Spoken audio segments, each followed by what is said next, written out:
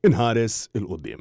Eksosna l-Ministru Clayton Bartolo meta staqsejnieh jekk jiddispjaċih xwara li f'Lulju kollha laburisti imbottati mill-ordnijiet tal-mexxej tal-Labor u Prim Ministru Robert Abela ivvutaw kontra li tiġi appuntata inkjesta pubblika brabta mal-mewt ta' żagħżugħ Jean Paul Sofia.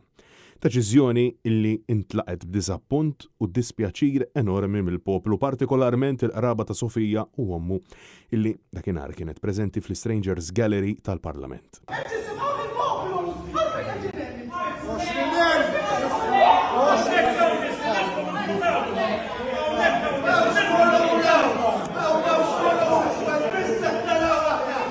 Illum 7 xhur wara illi Abela kellu jbaxxi rasu quddiem lajta ta' poplu hemm stennija sabiex matul il-jum tal-Erba' nkunu nafu l-eżitu ta' din l-inkjesta pubblika.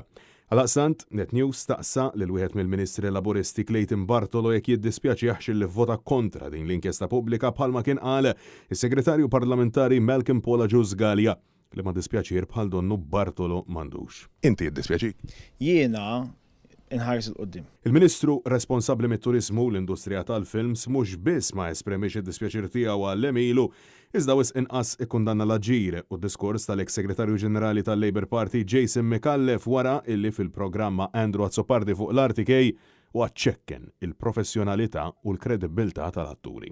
Dan kif attakka l-possibilità ta' nomina ta' Marika Kassar li wkoll attriċi bħala suċċessur ta' George Vella b'Mikallef kważi irridikola tali konsiderazzjoni għaliex i attriċi.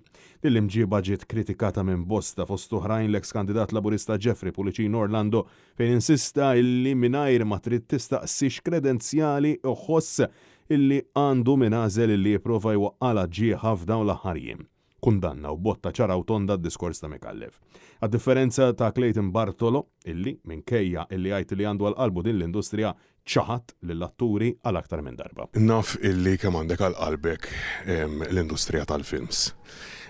Tikkundanna dak illi intqal mill-eks Segretarju Ġenerali tal-Partit Laburista? L-industrija tal-films hija l-qalbi verament iva u jiena nkompli naħdem biex ngħid l-industrija timxi l-qoddim. Ma tikkundanna dak li qal l-eks Segretarju Ġenerali tal-Partit Laburista? Kif qiegħed b'xi mod jew ieħor tabbina dak li ntqal minnaħa mal-industrija tal-films. Ejja nħallu din l-industrija tkompli taħdem u tkompli timxi l-qoddim u tkompli tikseb ir-riżultati. Jiena sforz kemm qed tgħid li għandek għal-qalbek l-attur, għalhekk qed ngħidlek ġifieri tikkundanna dak illi qal l-eks Segretarju Ġenerali tal-Partit Laburista. Ġibtek u m'għandi xejn inkompli nżid magħha. Ma kundannajtux. Diġà ġibtek. Intant wara illi il-ġimgħa l-oħra Bartolo saħaq illi se jkun qed jintavola r-rapport tal-Mediterrane Film Festival din il-ġimgħa, rġajna staqsejnieh jekk għamilx propju dan bir-risposta tal-Ministru tindika illi għadu ma preżentax. Ir-riżultat tal-Mediterrane Film Festival, id-dokument, intavolajtu qudiem il-Parlament? Diġà ġibt illi ħankun qed intavola din il-ġimgħa. Ġifieri llum it-tlieta meta? Ħankun qed intavola din il-ġimgħa. Dan ifisser illi wara dawn ix-xhur kollha sal-lum għadna m'għandniex liċken idea kemm ġie jiswa dan il-festival mit-taxxi tal-poplu.